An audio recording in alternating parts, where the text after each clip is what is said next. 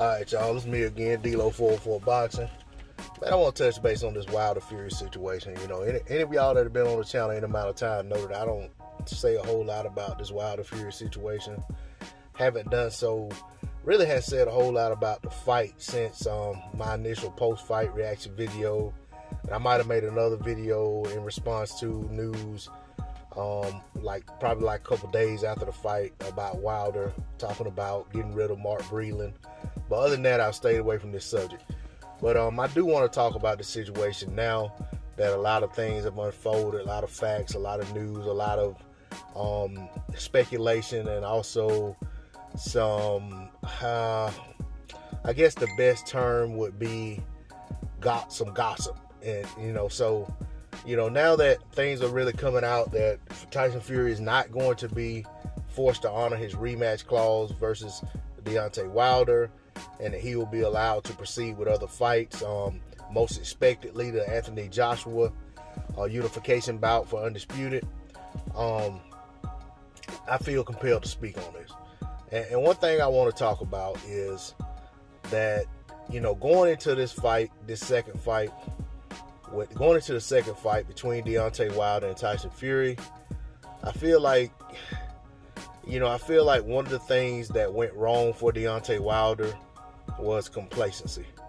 I feel like going into the fight, Wilder took the fact that he knocked Tyson Fury down and, for all intents and purposes, out in the 12th round. And I think that going into the rematch, he may have been holding on to that a little too hard, too tight, and really let that be overconfidence, if anything, going into the fight. But at the same time, I feel like he missed a moment. He let a moment get away from him. And I'm not going to discount or dismiss all of the other things that supposedly happened that led up to the fight or going into the fight. I know with my own eyes, I said it live on Marlowe's Corner. Shout out to Marlowe's Corner, Trey X, that Deontay Wilder did not look right immediately after taking off that mask. After he got into the ring, he didn't look right trying to get into the ring. But all of that being said, I feel like the odds were stacked against him in terms of if things did not go in his favor, him getting any kind of sympathy or any kind of support from the quote-unquote boxing media in terms of trying to move forward with trying to get the third fight to happen should Fury not want to have it. Coming out of that first fight, I'll also say from Fury's side, I feel like Fury was happy to take the draw and not revisit the fight for a second fight. Thus being the reason Fury went ahead and fought Tom Schwartz. Thus being the reason Fury fought Otto Wallin. But I felt like coming out of that Otto Wallin fight, Fury knew he had to make some changes. And he showed so by realigning himself with the Kronk gym team, realigning himself with Sugar Hill and, basically making the changes he needed going into the fight. A lot of times with rematches, you have guys who coming into a fight, a rematch, they feel like they don't need to make a lot of changes because of how the original fight went. Sometimes you have the polar opposite.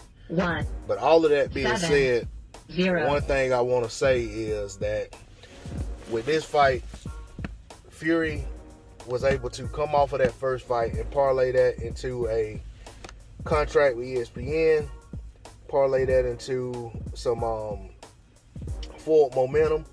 Although his fights did not, generate the buzz or the fan base or anything like that in terms of putting people in the arena that it looked like, you would think that you would get when people were talking about his popularity. But all of that being said, when it comes to that rematch, Tyson Fury was reluctant to do it, and it showed. And then eventually when he got in there, regardless of everything else that happened, Tyson Fury got the job done. Deontay Wilder didn't. And coming out of that second fight with Tyson Fury getting that win, I was not surprised that Fury wasn't forthcoming with going ahead and trying to have that third fight. We saw it after the first fight.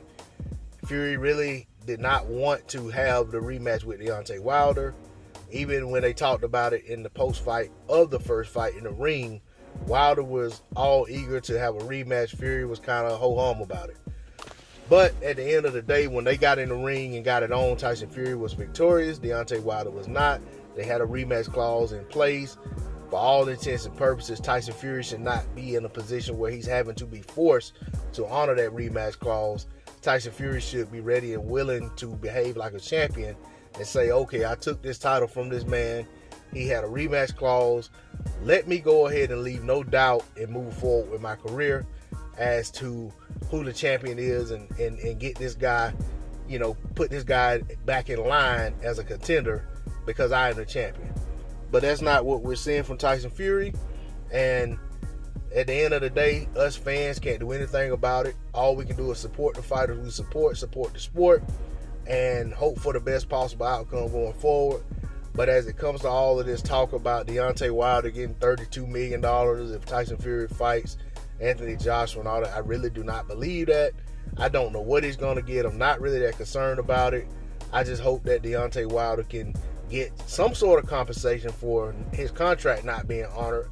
But at the end of the day, I just want to see Deontay Wilder move on forward with his career and not let his career be dictated or hung up on what another man does. That's not the way he's moved throughout his career. That didn't get him to where he is, and I don't want to see him start doing that now. Tyson Fury don't want to fight you. You've come up with a game plan and a strategy on how to best move forward with your career and put yourself in contention to ascend back toward the top of the heavyweight division and put yourself in position to eventually get a fight with whoever sits atop the division once all the smoke clears. That's all I got to say on the subject. D-Lo404 Boxing. Please like, share, comment, and subscribe. I know I kind of got off topic on some points or whatever. I was going in one direction and ended up going another. But if you stayed with me to the conclusion, I hope you got some benefit out of listening to this video. D-Lo404 Boxing. I'm out. Peace.